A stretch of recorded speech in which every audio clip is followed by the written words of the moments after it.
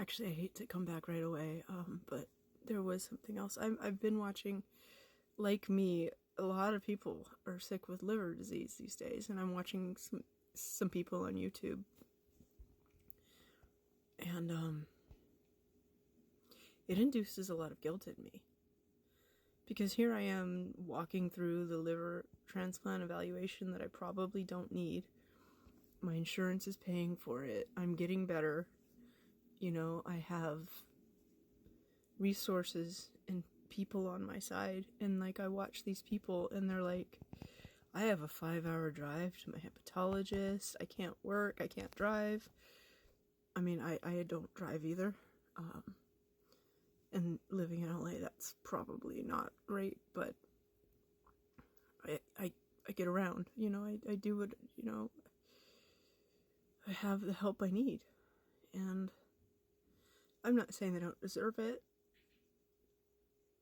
but it's heartbreaking because you see the horror stories, and I even talked about it at UCLA. I was like, I'm grateful to be here because you read horror story after horror story about people who can't even get to this point. Nobody's going to refer them. Nobody takes them seriously. There's people in my comments that aren't being taken seriously. You know, I happen to live in a very populous city in a you know, and I'm lucky. I'm lucky for a lot of reasons.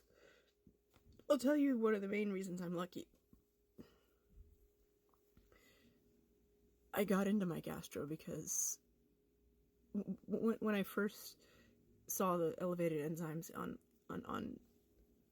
the test results, I had just gone to the doctor for a routine checkup, right? And I wanted her to refer me to get all my scans, my mammogram, my pap smear, my colonoscopy, you know, and I was ready for a bone scan, but I'm too young. She told me, no, I can't do it till I'm 50. Well, I'm gonna get my bone scan now, but whatever. That's neither here nor there. And then I saw the results, and I freaked out. And my PCP at the time was not available. I guess I probably talked about this at the time, but you know, Capsule Review, it was rough in the beginning because she called me like at the end of the day on a Wednesday, and I called her right back, and she just wasn't available, and she only works Wednesdays. And I needed cholesterol drugs, and I had to go to urgent care to get them because she wasn't going to help me at all. And she wanted to refer me to a gastro, and she just gave me some names. But I happened to know somebody who lived on my street as a kid who works at the gastro that I'm at now, and she's a superstar, and she got me in. Like, that's, at the end of the day, my friend, her name is Erica. Erica is the whole reason that I'm lucky enough to be where I am right now. Because she saw that I was having liver problems and having problems finding a gastroenterologist. And so she made an appointment for me.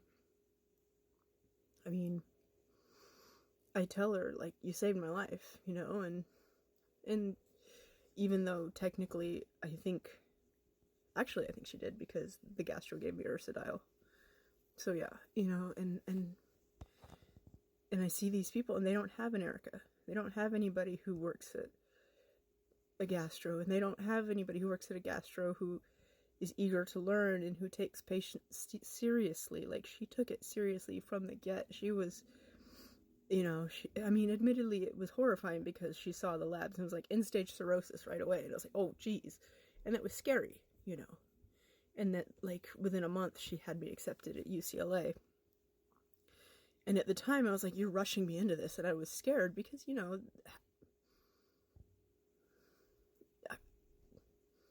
I've never had anything like this happen to me before. Excuse me. But the point is,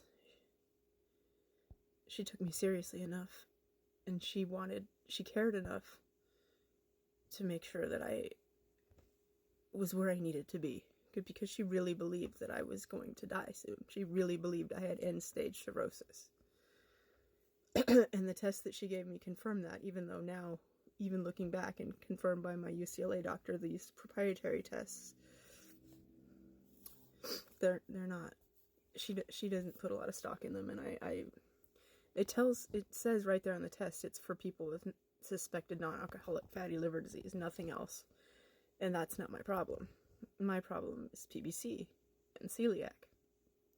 So it gives inaccurate counts of fibrosis, is what it says, which is extremely inaccurate because it says I was at stage 4 fibrosis, stage 4 NASH, stage 4 fatty liver.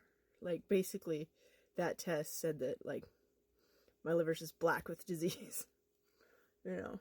But we don't really care about that. But also in that test was my INR and, you know, lots of other things. That's where they tested for the mitochondrial AMA, which was how they diagnosed me with PBC.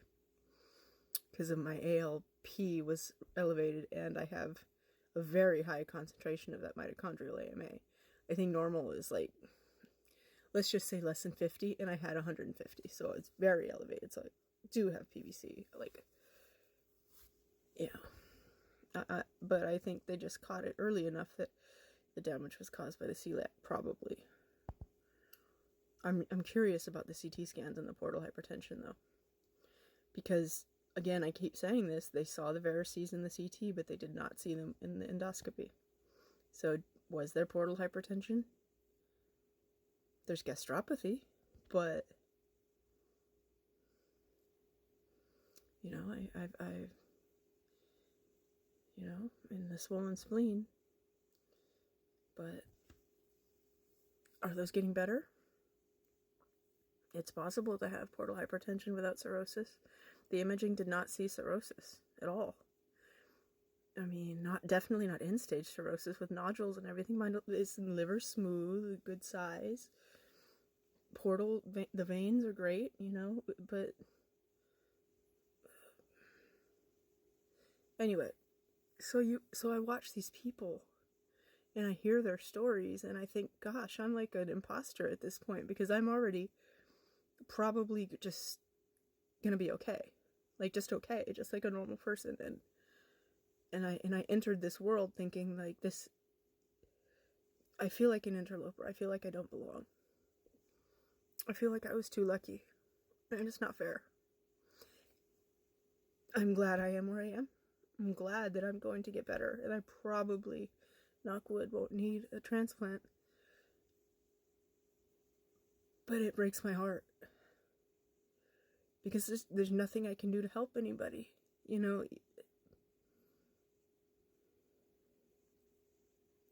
I mean, I can donate to the GoFundMe's, of course, and I will, especially the guy I watched today. He needs 10,000 and he's only got 2,000.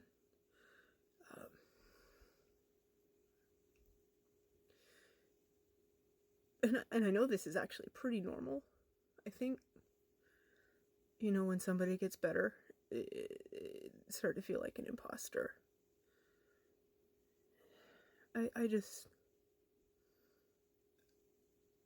I know how lucky I am all the way down. And I don't feel bad that I'm okay. I feel glad. But I feel terrible for all of these people that can't get the help they need. So I don't know. Maybe in the future, you know, when I'm 100%, maybe I'll see if there's volunteer opportunities or something, you know.